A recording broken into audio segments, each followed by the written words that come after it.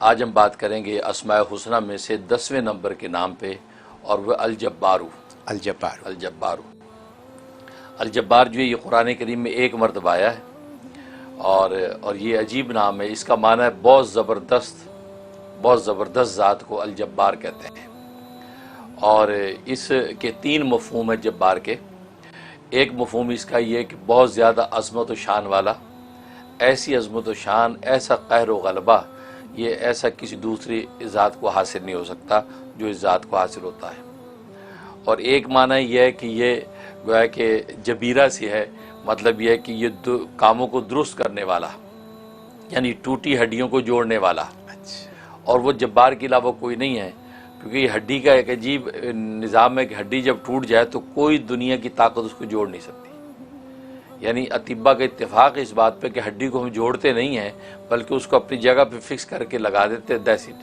ہمارے پاس ایسا کوئی مرہم نہیں ہے جو اس کو جوڑے۔ ہاں، جب فکس کر کے لگا دیتے، اب اللہ تبارک و تعالیٰ اس کے اندر عجیب ایک نظام چلاتے ہیں، ایسا مایہ خارج ہوتا ہے کہ جو اس کو جوڑتا ہے۔ اسے اللہ کو جبار کہتے ہیں کہ ہڈیوں کو جوڑنے والی ذات صرف اللہ کی، کو اور جوڑ ہی نہیں سکتا، اس لیے جبار ہے۔ اور ایک یہ اس کا معنی عظمت کے ہیں کہ جس بلندی اور عظمت کی شان اللہ تبارک و تعالیٰ کو حاصل ہے، وہ دنیا کسی دوسری ذات کو حاصل نہیں ہے۔ تو گویا کہ اس معنی میں جو ہے یہ جبار ہے۔ ہمارے اردو میں تو جابر کا لفظ استعمال کیا جاتا ہے کہ جو ظالم ہو، لیکن عربی میں جابر کا لفظ استعمال کیا جاتا ہے ٹوٹی ہڈی کو جوڑنے والا۔ اس لیے حدیث میں دعا آتی ہے، یا جابر العظم الکثیر، اے ٹوٹی ہڈیوں کو جوڑنے والے، میرا فلاں ٹوٹا ہوا کام کر دے، فلاں کر دے۔ کیونکہ دل جب ٹوٹ جاتے ہیں، ٹوٹے دلوں کو بھی اللہ ہی جوڑتا ہے، کسی اور کے بس نہیں ہے کہ اس کو جوڑ سکے۔ تو اس لیے حدیث میں اس کو جابر العظم الکثیر کا، ٹوٹی ہڈی کو جوڑنے والا۔ اور پھر یہ کہ اس ذات کو قہر و غلبہ ایسا اس کائنات میں حاصل ہوتا ہے کہ اس کی سلطنت کے اندر کوئی اس کے منشا اور مرضی کے خلاف نہیں کر سکتا۔ یہ جب ارادہ کرتا ہے کہ مجھے یہ کرنا ہے تو پھر وہی ہو کے رہتا ہے۔ اور اس کی مثالیں تاریخ میں بھری پڑی ہیں کہ فرعون نے یہ چاہا کہ بنی اسرائیل کے بچے قتل کر دے، کہیں وہ بچہ یہاں پروان نہ چڑھ جائے کہ جسے میرا تختہ الٹ رہا ہے۔ جب اللہ تبارک و تعالیٰ نے چاہا کہ وہ بچہ پلے گا، پیدا ہوگا اور پلے گا بھی، تو اللہ نے فرعون کے محل میں اس کو پالا، اس کے اپنے ہاتھوں سے پلوایا۔ سبحان اللہ۔ تو مطلب کسی کی بس نہیں۔ نمرود نے چاہا کہ آگ کے اندر ابراہیم خلیل اللہ علیہ السلام کو جلا کے راکھ کر دوں، جب اس نے نہیں چاہا تو آگ جو ہے وہ ابراہیم کے لیے گل و گلزار بن گئی، اس کو جلا نہیں سکی۔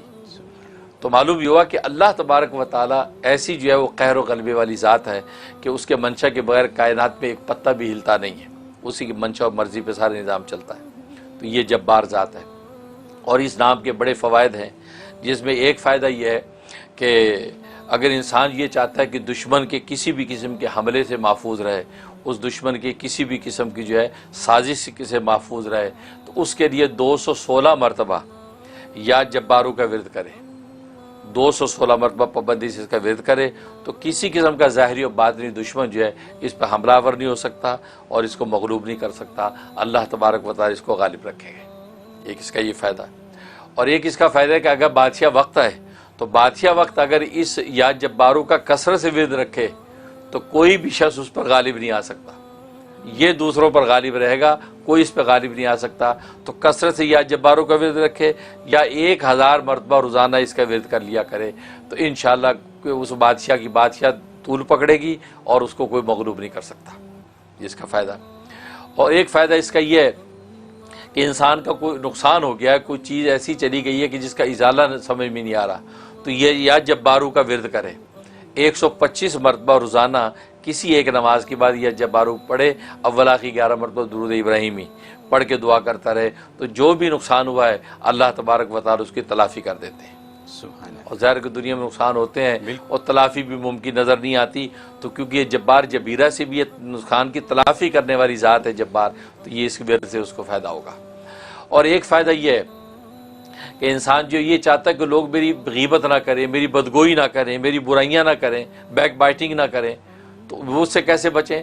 اس کا طریقہ ہے کہ اپنے نام کے اعداد نکال لے تو نام کے اعداد کے مطابق پڑھے، ورنہ خود اس اسم کے جو عدد ہے وہ ہے 206، تو 206 مرتبہ پڑھے، یا یہ کہ زیادہ صورتحال زیادہ گمبھیر ہے تو پھر 1100 مرتبہ پڑھے، اول آخر 11 مرتبہ درود ابراہیمی کے ساتھ روزانہ پڑھے اور 90 دن کی نیت سے پڑھے، انشاءاللہ کوئی بھی اس کی جو ہے برائی نہیں کر سکے گا، بلکہ اس کی تعریف کریں گے، اس کی اچھی چیزیں سامنے لائیں گے، اس کی بری کوئی چیز سامنے نہیں لائیں گے، تو غیبت اور بدگوئی چھوڑ دیں گے لوگ. تو یہ اس کے اندر تاثیر ہے. اور باقی یہ ہے کہ اس کی جہاں تک خواب میں تعبیر کا تعلق ہے، اس کا مطلب اگر خواب کے اندر یہ نام دیکھا یا سنا تو اللہ تبارک و تعالی اس کو دشمنوں کے سامنے مغلوب نہیں ہونے دیں گے، اس کو غالب ہی رکھیں گے اور دشمن اس کے سامنے مغلوب رہیں گے. اور دوسرا مطلب یہ کہ جو اس کے نقصانات ہو گئے، کوئی ایسی تکلیف اس کو پہنچ گئی ہے، تو اللہ تبارک و تعالی بہت جلد اس کا جو ازالہ کر دیں گے اور اس نقصان کی اس کی تلافی ہو جائے گی. تو گویا کہ یہ اس کے لیے بشارت ہے. تو اس کو چاہیے کہ 2 رکعت نماز شکرانہ ادا کرے، اللہ کو شکر کرے، دعائے خیر مانگ لے، تو اللہ اس نام کا پورا اثر اس کو عطا فرما دیں گے. یہ ہے جب بات.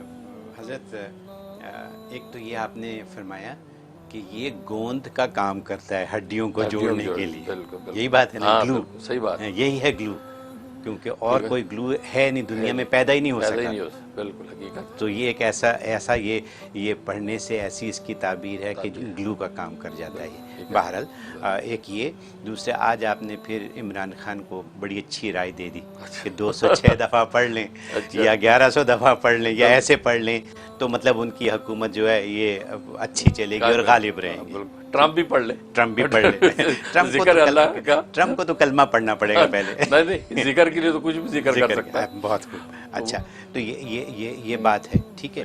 اور دوسرے یہ کہ دشمنوں پر غالب آنے کے لیے پھر یہی جو بہت ہمارے یہاں بہت عام ہے اور ہر شخص کی خواہش ہے کہ وہ ہر دل عزیز ہو جائے.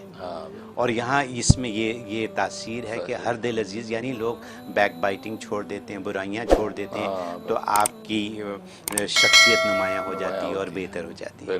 مطلب یہ چھوٹی چھوٹی باتیں اور ایسی باتیں ہیں کہ جو روز مرہ کی زندگی میں استعمال کی چیزیں اور آسان چیزیں. 206 دفعہ پڑھنا کیا مشکل ہے. یہ آپ نے اب ہو سکتا ہے اب میں آپ سے یہ سوال پوچھنا ہی چاہوں گا کہ یہ نام کے اعداد کیسے نکالے جاتے ہیں، کیونکہ ہم نے اس کا ذکر کئی دفعہ کیا ہے. تو کبھی جب وقت ہو تو اس کے بارے میں بھی ہمیں اس کا بتا دیں گے. ٹھیک ہے.